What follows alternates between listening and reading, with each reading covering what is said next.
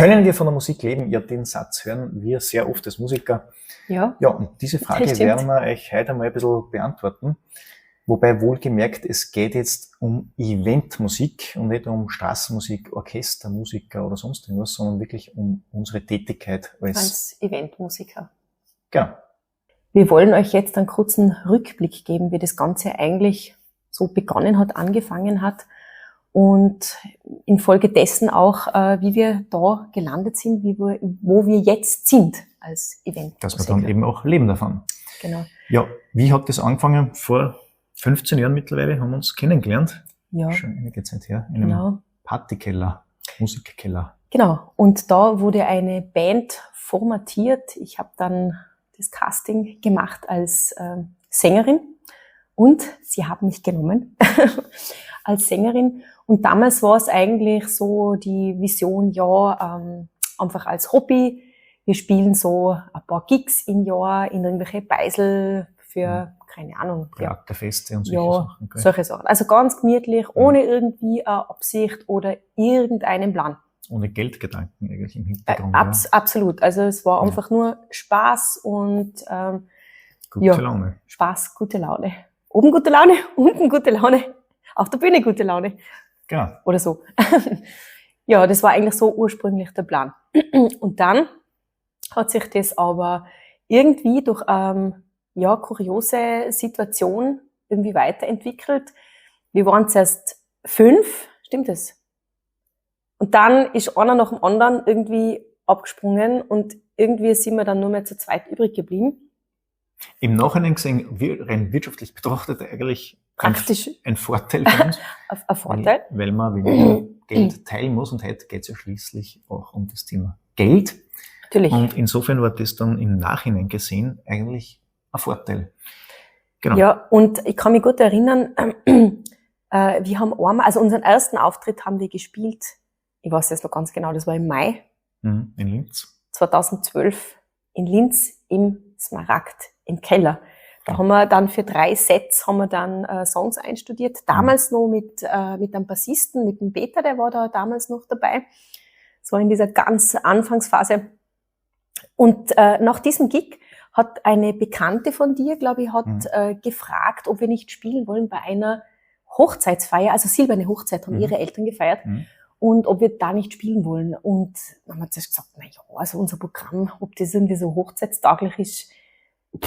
Jetzt muss man dazu sagen, wir haben ja damals eigentlich keine Ahnung gehabt von dem ganzen Hochzeitsbusiness. Nein, absolut nicht. Also diese Welt war uns völlig fremd. Und, aber wir haben die Herausforderung angenommen. Wir haben gesagt, hey, oder du hast dann deiner Bekannten gesagt, hey, weißt du was? Ja, wir machen das. Und dann haben wir uns hingesetzt, also beziehungsweise du warst eigentlich da die treibende Kraft und hast hochzeitstaugliche Musik-Songs rausgesucht, wenn man das so sagen kann. Ja, und vor allem auch in dem Stil, in dem es dann passt. Also wir haben dann unseren Unplugged-Stil, also den haben wir davor auch schon entwickelt, aber dann halt noch weiterentwickelt, dass halt auch ein bisschen was Tanzbares dabei ist, sagen wir es einmal so. Ja, hochzeitskonform. Hochzeitslike, ja. Und das hat dann eigentlich auch ganz gut passt. Und nach sind wir dann draufgekommen, dass eigentlich in diesem ganzen Business tatsächlich ein Geld drin steckt. Wir sind dann über Empfehlungen eigentlich zu dem einen oder anderen nächsten Hochzeitsgig gekommen. Irgendwie am Anfang eigentlich ausschließlich durch Mundpropaganda. Das war irgendwie, jetzt doch da gespielt, kannst du nicht da auch spielen? Und so, machen wir. Und dann haben wir das erkannt eben, dass das eigentlich ein richtiger Wirtschaftszweig dahinter steckt, der nebenbei noch richtig lukrativ ist und aber vor allem Spaß macht. Das wollte ich jetzt sagen. Weil das ist sowieso immer das Wichtigste. Ja, wer nur ans Geld verdienen von Anfang an denkt, das gerade in der Musik natürlich, ich glaube, der ist fehl am Platz. Na, sowieso, weil das Musik muss natürlich Spaß machen. Das funktioniert. Genau, funktioniert es auf Dauer auf jeden Fall nicht. So, also das war dieser Rückblick. Ja, wenn man so allgemein von Musiker spricht, das ist irgendwie so ein großes Wort, Musiker, da gibt's natürlich viel verschiedene Bereiche. Also es gibt von Orchestermusiker bis Musiklehrer, die an der Musikschule unterrichten, die Gesang oder Instrumente unterrichten, so wie ich das viele Jahre gemacht habe an der Landesmusikschule in Oberösterreich. Oder Produzenten zum Beispiel, sind im weitesten Sinne ja auch Musiker. Studiomusiker. Genau, Studiomusiker. Fällt mir da ein. Toningenieur, wie es früher noch geheißen hat. Toningenieur. So hat es bei den Papa noch geheißen. Ja, genau. Also es gibt ganz verschiedene Genres, Bereiche, Straßenmusiker zum Beispiel, fällt mir jetzt ein, und zig andere Bereiche. Hobbymusiker einfach, ja. Oder einfach Musiker, Instrumentalisten zum Beispiel, die irgendwelche größeren Stars, so jetzt einmal begleiten auf Tour oder so. Gehört natürlich auch alles irgendwie im weiteren Sinne zu dem Beruf Musiker. Wenn wir davon sprechen, ob wir von Musik leben können, meinen wir damit eigentlich das Live-Spielen auf Bühnen, oftmals sehr kleinen Bühnen, manchmal ein bisschen größere Bühnen. Die ganz großen Bühnen kommen natürlich nicht in Frage. Es sind immer Events von Firmen zum Beispiel, Open Airs, irgendwelche Stadtfeste oder so und vor allem natürlich Hochzeiten, und da spielt man natürlich traditionellerweise Covermusik. Also wir spielen Musik nach von bekannten Künstlern, mehr oder weniger bekannten Künstlern, jedenfalls Lieder, die eigentlich jeder kennt, und davon leben wir letzten Endes. Allerdings können nicht sehr, sehr viele Musiker in Österreich, die das Gleiche machen wie wir, sage ich jetzt mal, auch davon leben. Also ihren Unterhalt damit verdienen. Wie das Ganze aber trotzdem funktioniert und wie wir das geschafft haben, darüber wollen wir jetzt noch sprechen. Ja, und jetzt wollen wir euch kurz sagen, wie bei uns dann die wirklichen Einnahmen sich aufteilen. Also ganz grob gesagt, ist es wirklich so, bei uns der Hauptteil stammt wirklich aus dem Live-Spielen, sprich auf einer Bühne stehen bei einer Veranstaltung. Das macht bei uns wirklich 70% oder sogar noch ein bisschen mehr aus von unserem Einkommen. Und dann gibt's darüber hinaus noch Nebeneinkommen. Du hast jetzt was vergessen. Da würde die Fotobox mit dazu zählen. Die Fotobox gehört die da ist auch da noch. eigentlich auch Ja, mit die hätte dabei. jetzt zum Nebeneinkommen noch gezählt. Aber genau die Fotobox kann man da auch noch mit reinnehmen. Ja. In diese Live-Auftritte, weil wir die Fotobox eigentlich immer dort aufbauen, wann wir eben auch gebucht sind. Da kann man die eben dazu buchen zur Live-Musik. Das sind also mal mindestens 70% unseres Einkommens. Ja, und die restlichen 30% unserer Einnahmen, die teilen sich dann folgendermaßen auf. Erstens einmal, wir haben ein Musikernetzwerk, sprich jene Anfragen, die wir selbst nicht bedienen können, weil wir schon gebucht sind, weil es zu weit weg ist oder einfach nicht unser Genre oder in unser Budget reinpasst, haben wir eben Musiker, die diese Auftritte dann bedienen können, von Schlager über Jazz, über alles Mögliche. Die können dann das eben bedienen und dafür bekommen wir dann eine Provision, einen gewissen Prozentsatz von diesen Musikern. Wie das Ganze genau funktioniert, das haben wir echt da verlinkt. Da findet ihr wirklich eben Musiker aus ganz Österreich, aber auch aus Deutschland für eure Veranstaltung.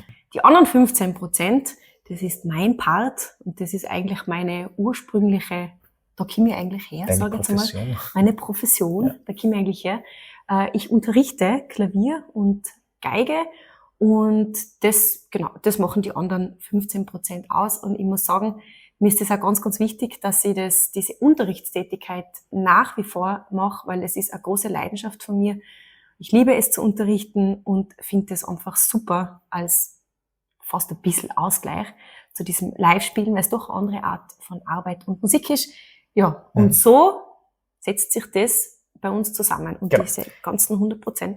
Tendenziell ist jetzt so, dass in den letzten Jahren oder auch gerade im letzten Jahr, dass der Teil der Einnahmen jetzt, was jetzt die Musikvermittlung betrifft, immer noch etwas steigend ist, weil einfach die Anfragen immer noch mehr werden und noch mehr werden und dadurch einfach immer noch mehr Provision herkommt, sagen wir mal so. Das ist gut für uns. Das ist gut für uns und tendenziell dadurch die anderen Teile oder der Unterricht relativ gesehen jetzt ein bisschen weniger wird im Vergleich jetzt zu den Einnahmen vom Musiknetzwerk. Ja, und jetzt kommt diese Gretchenfrage, die wir natürlich selbstverständlich auch immer wieder gestellt bekommen. Was verdient denn ihr so? Kennt ihr wirklich von dem Leben? Was verdient denn ihr so? Und eins kann ich wirklich definitiv sagen, es ist definitiv deutlich mehr als in unseren alten Jobs. Ja, das ist definitiv. Also die Martina hat ja früher an der Landesmusikschule gearbeitet, eben als Klavierlehrerin. Und ich habe in einem technischen Beruf gearbeitet. Nach meinem Studium, gar nicht meinen, gell? Ja, nach meinem Studium der Sozialwirtschaft. Und ja, wir verdienen jedenfalls beide wesentlich mehr als jetzt der klassische Angestellte, sagen wir es einmal so, oder eben die Landesbedienstete als Klavierlehrerin. So viel kann man auf jeden Fall verraten. Genau. Aber wie jetzt das Ganze funktioniert und dass es so funktioniert, wie es funktioniert, das sagen wir euch jetzt. Wie funktioniert das Ganze jetzt konkret, dass man von der Musik wirklich leben kann? Ja, zunächst einmal würde ich sagen, ist einmal logisch, die Qualität muss stimmen, sprich musikalische Qualität, sei es jetzt am Gesang, an der Gitarre oder sonst irgendeinem Instrument. Das ist einmal die absolute Basis, die Voraussetzung. Die Musiker müssen sich verstehen, logischerweise. Ja. Das ist einmal völlig klar. Und was ganz, ganz wichtig ist, meines Erachtens nach, ist, dass man wirklich was Einzigartiges macht, sprich, nicht das macht, was schon andere Bands machen, hunderte andere Partybands machen, andere Duos machen, weil man muss ganz ehrlich sagen, also ich habe da schon ein bisschen einen Einblick, 90% dieser Duos oder Trios oder so, machen eigentlich alle das Gleiche und das hebt sich halt dann nicht wirklich voneinander ab, ist vergleichbar und ja, preislich ist da jetzt dann mehr so viel drinnen, einfach für die einzelnen Bands, würde ich mal sagen. Also, falls ihr Profimusiker werden wollt, macht's irgendwas, was nicht jeder andere auch macht. Das ist Genau.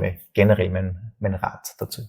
Also Können und die Fähigkeit, Musik zu spielen, zu singen, natürlich gehört auch also was für uns auch ganz wichtig ist, sonst könnte man den Job nicht machen, die Leidenschaft und Liebe zur Musik.